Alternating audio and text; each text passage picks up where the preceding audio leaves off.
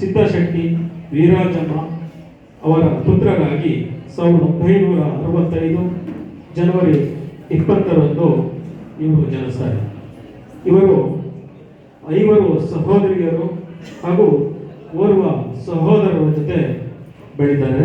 ಜೊತೆಗೆ ಇವರ ಒಂದು ವಿದ್ಯಾಭ್ಯಾಸವನ್ನು ನೋಡೋದಾದರೆ ಹಿರಿಕ್ಯಾತನಹಳ್ಳಿಯಲ್ಲಿ ಪ್ರಾಥಮಿಕ ವಿದ್ಯಾಭ್ಯಾಸವನ್ನು ಪೂರೈಸ್ತಾರೆ. ರತ್ನಾಪುರಿ, ಹುಣಸೂರು ತಾಲೂಕಿನ ರತ್ನಾಪುರಿಯಲ್ಲಿ ಪ್ರೌಢ ಶಿಕ್ಷಣವನ್ನು ಪಡಿತಾರೆ. ಇದೇ ಹುಣಸೂರಿನಲ್ಲಿ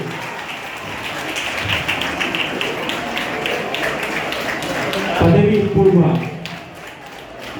ಕಾಲೇಜಿನಲ್ಲಿ PU ವಿದ್ಯಾಭ್ಯಾಸವನ್ನು ಪಡಿತಾರೆ. ಜೊತೆಗೆ ಪ್ರಥಮ ದರ್ಜೆ ಕಾಲೇಜು ಶ್ರೀ ಡಿ ದೇವರಾಜ ಅರಸ್ ಈ ಕಾಲೇಜಿನಲ್ಲಿ ಇವರು ಪದವಿ ಶಿಕ್ಷಣವನ್ನು ಪಡಿತಾರೆ. ಅದ್ರ ಜೊತೆಗೆ ಮೈಸೂರು ವಿಶ್ವವಿದ್ಯಾನಿಲಯದಲ್ಲಿ ಮಾನಸ ಗಂಗೋತ್ರಿ MA ಅರ್ಥಶಾಸ್ತ್ರ ವಿಭಾಗದಲ್ಲಿ ಇವರು ಸ್ನಾತಕೋತ್ತರ ಪದವಿಯನ್ನು ಪಡಿತಾರೆ. ಜೊತೆಗೆ MPhil ಪದವಿಯನ್ನು ಕೂಡ ಪಡಿತಾರೆ. ತದನಂತರದಲ್ಲಿ ಇವರ ವೃತ್ತಿ ಜೀವನವನ್ನು ನೋಡೋದಾದರೆ ಇವರು KR ಪೇಟೆ ಸರ್ಕಾರಿ ಪ್ರಥಮ ದರ್ಜೆ ಕಾಲೇಜಿನಲ್ಲಿ ಅರೆಕಾಲಿಕ ಉಪನ್ಯಾಸಕರಾಗಿ ವೃತ್ತಿಯನ್ನು ನಡೆಸ್ತಾರೆ. ಅಲ್ಲಿ ಸುಮಾರು 3 ವರ್ಷ ಕೆಲಸ ಮಾಡಿ ತದನಂತರದಲ್ಲಿ 10 ವರ್ಷ ಶ್ರೀ ಡಿ ದೇವರಾಜ ಅರಸ್ ಕಾಲೇಜಿನಲ್ಲಿ ಮತ್ತೆ ಅರೆಕಾಲಿಕ ಉಪನ್ಯಾಸಕರಾಗಿ ಅವರು ಸೇವೆಯನ್ನು ಸಲ್ಲಿಸ್ತಾರೆ. ಇದಾದ ನಂತರದಲ್ಲಿ 2003ರಲ್ಲಿ ಅವರ ಸೇವೆಯನ್ನು ಕಾಯಂ ಮಾಡಲಾಗುತ್ತೆ. ಮೊದಲಿಗೆ ಮಳವಳ್ಳಿ ಸರ್ಕಾರಿ ಪ್ರಥಮ ದರ್ಜೆ ಕಾಲೇಜಿನಲ್ಲಿ ಇವರು ಸೇವೆಯನ್ನು ಸಲ್ಲಿಸ್ತಾರೆ. ಅಲ್ಲಿಂದ ಹಿರಿಯಾಪಟ್ಟಣ ಸರ್ಕಾರಿ ಪ್ರಥಮ ದರ್ಜೆ ಕಾಲೇಜಿಗೆ ವರ್ಗಾವಣೆಯನ್ನು ಮಾಡ್ತಾರೆ. 2009ರಲ್ಲಿ ಇದೇ ನಮ್ಮ ಹುಣಸೂರು ಸರ್ಕಾರಿ ಮಹಿಳಾ ಕಾಲೇಜಿಗೆ ಬರ್ತಾರೆ. ಇವರು ಈ ಒಂದು ಕಾಲೇಜಿನ ಕರ್ತವ್ಯದ ಅವಧಿಯಲ್ಲಿ NSS ಸಮಿತಿ, ಸಾಂಸ್ಕೃತಿಕ ಸಮಿತಿ, ರೆಡ್ ಕ್ರಾಸ್ ಸಮಿತಿ, IQAC ಸಮಿತಿಗಳಲ್ಲಿ ಸೇವೆಯನ್ನು ಸಲ್ಲಿಸ್ತಾರೆ. ಜೊತೆಗೆ ಇವರು IQAC ಸಂಚಾಲಕರಾಗಿದ್ದಂತಹ ಸಂದರ್ಭದಲ್ಲಿ ನಮ್ಮ ಕಾಲೇಜಿಗೆ NAC B ಗ್ರೇಡ್ ಕೂಡ ಲಭಿಸುತ್ತೆ. ಹಾಗಾಗಿ ಇದು ಕೂಡ ಬಹಳ ಒಂದು ಪ್ರಶಂಸನೀಯವಾದಂತಹ ಒಂದು ವಿಚಾರ. ಹಾಗೂ ಅರೆಕಾಲಿಕ ಉಪನ್ಯಾಸಕರಾಗಿ 13 ವರ್ಷ ಮತ್ತೆ ಕಾಯಂ ಉಪನ್ಯಾಸಕರಾಗಿ 22 ವರ್ಷಗಳು, ಒಟ್ಟಾರೆ 35 ವರ್ಷಗಳ ಕೆಲಸವನ್ನು ಮಾಡ್ತಾರೆ. ನಮ್ಮ ಕಾಲೇಜಿನಲ್ಲಿ 15 ವರ್ಷ 3 ತಿಂಗಳು ಸೇವೆಯನ್ನು ಸಲ್ಲಿಸಿ ಈ ಪೈಕಿ 21 ತಿಂಗಳು ಕೂಡ ಪ್ರಾಂಶುಪಾಲರಾಗಿ ತಮ್ಮ ಕೆಲಸವನ್ನ ಮಾಡಿದ್ದಾರೆ.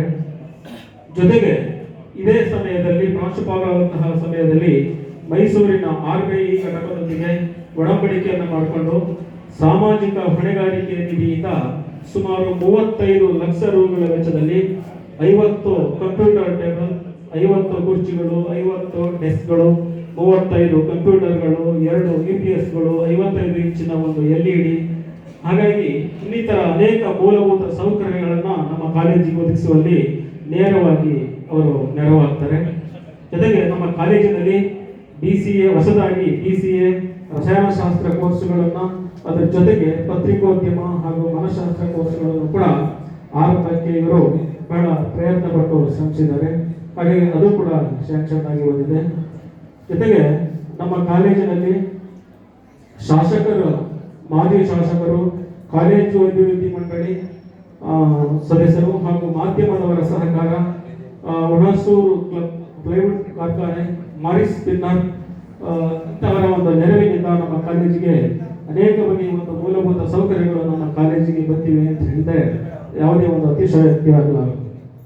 ಅದರ ಜೊತೆಗೆ 2013ರಿಂದ 2023ರವರೆಗೆ ಲೋಕಸಭಾ, ವಿಧಾನಸಭಾ ಚುನಾವಣೆಯಲ್ಲಿ ಮತದಾನ ಪ್ರಕ್ರಿಯೆಗೆ ಸಂಬಂಧಪಟ್ಟಂತೆ ಮಾಸ್ಟರ್ ಟ್ರೈನರ್ ಆಗಿ ಕರ್ತವ್ಯವನ್ನು ನಿರ್ವಹಿಸಿದ್ದಾರೆ.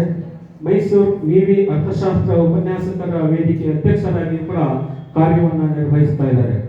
ಇದಲ್ಲದೆ ಹುಣಸೂರು ರೋಟರಿ ಸಂಸ್ಥೆಯಲ್ಲಿ 5 ವರ್ಷ ಕಾರ್ಯದರ್ಶಿಯಾಗಿರ್ತಾರೆ.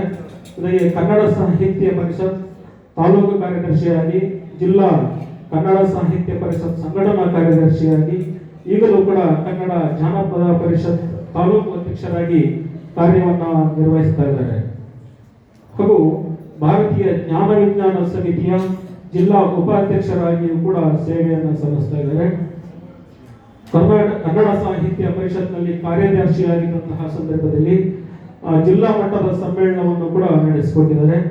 ಮತ್ತೆ ಕರ್ನಾಟಕ ಜಾನಪದ ಪರಿಷತ್ ಅಧ್ಯಕ್ಷರಾಗಿ ಖ್ಯಾತ ಸಂಗೀತ ನಿರ್ದೇಶಕ ಹಂಸಲೇಖ ಅವರನ್ನು ಕೂಡ ಕರೆಸಿ 3 ದಿನಗಳ ಒಂದು ಕಾರ್ಯಕ್ರಮವನ್ನು ನಡೆಸಿಕೊಟ್ಟಿರ್ತಕ್ಕಂಥದ್ದು ಬಹಳ ಒಂದು ಹೆಮ್ಮೆಯ ವಿಚಾರ. ಹಾಗೆ ಕರ್ನಾಟಕ ಕಾವಲು ಪಡೆಯಿಂದ 2014ರಲ್ಲಿ ಅತ್ಯುತ್ತಮ ಶಿಕ್ಷಕ ಪ್ರಶಸ್ತಿಯು ಕೂಡ ಲಭಿಸಿದೆ.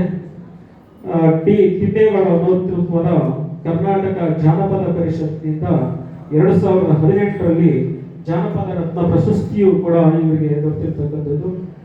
ಹಾಗೆ ಪ್ರಸ್ತುತ ಇವರು ಮೈಸೂರಿನ ರಾಮಕೃಷ್ಣ ನಗರದಲ್ಲಿ ಇವರು ವಾಸವಾಗಿದ್ದಾರೆ.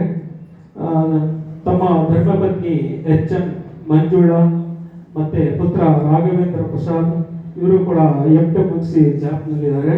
ಜೊತೆಗೆ ಸೊಸೆ ಸಹನ ಅವರು ಕೂಡ BEಯನ್ನ ಇವರು ಓದಿ ಅದರಲ್ಲೂ ಕೂಡ ವಿಭಾಗವನ್ನ ಬೆಂಗಳೂರಿನಲ್ಲಿ ನಿರ್ವಹಿಸ್ತಾ ಇದ್ದಾರೆ. ಮತ್ತೆ ಕಿರಿಯ ಪುತ್ರರಾಗಿರ್ತಕ್ಕಂಥ B ಅಭಿಲಾಷ್ ಅವರು ಕೂಡ MCom ಓದಿ ಅವರು ಕೂಡ ಉದ್ಯೋಗದಲ್ಲಿ ಇದ್ದಾರೆ.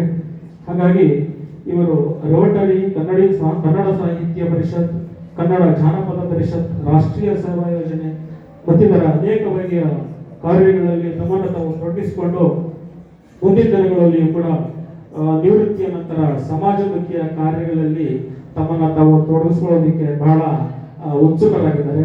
ಹಾಗಾಗಿ ಅವರ ಒಂದು ಮುಂದಿನ ನಿವೃತ್ತಿಯ ಜೀವನ ಅತ್ಯಂತ ಸುಖಕರವಾಗಿರಲಿ ಅಂತ ಹೇಳಿ ತಮಗೆ ವಂದಿಸಿ ನನ್ನ ಮಾತನ್ನು ಮುಗಿಸ್ತೇನೆ.